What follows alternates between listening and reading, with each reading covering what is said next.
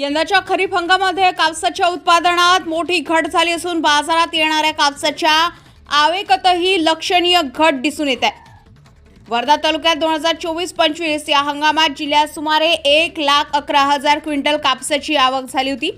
मात्र 2025-26 या चालू हंगामात आतापर्यंत केवळ 45,000 क्विंटल कापसाचीच आवक झाली आहे। त्यामुळे शेतकऱ्यांसह कापूस प्रक्रिया उद्योगालाही याचा फटका बसत आहे।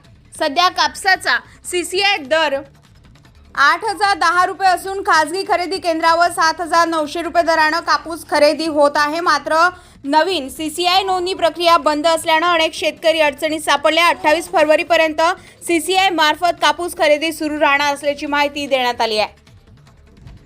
मला असं वाटते की कापसाला जास्त पाण्याची आवश्यकता नाही आहे। 2-3 पाण्यामध्येच कापसाचं उत्पादन चांगलं होऊ शकते। आणि आपण यावर्षी बघितलं की जास्तीत जास्त पाणी झालं आहे, पाऊस भरपूर झाला आहे आणि शेवटपर्यंत पाऊस चालला आहे। सप्टेंबर-ऑक्टोबरपर्यंत पाऊस चालला आहे जास्त प्रमाणात। तर त्याचा एक फटका शेतकऱ्यांना बसला।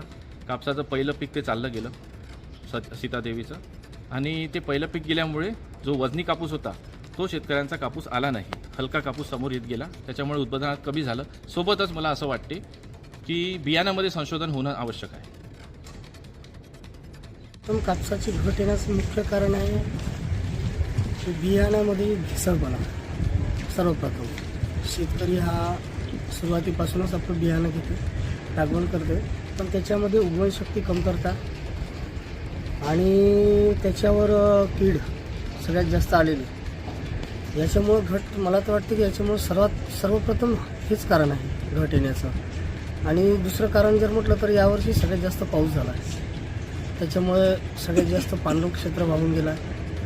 आणि त्याच्यामध्ये पानबसनमुळे जे कपाशी आहे ते उठवल्या गेलेली नाही। त्याच्यामुळं पण या दोन बाबी तर घट प्रमाणाचा आहेच।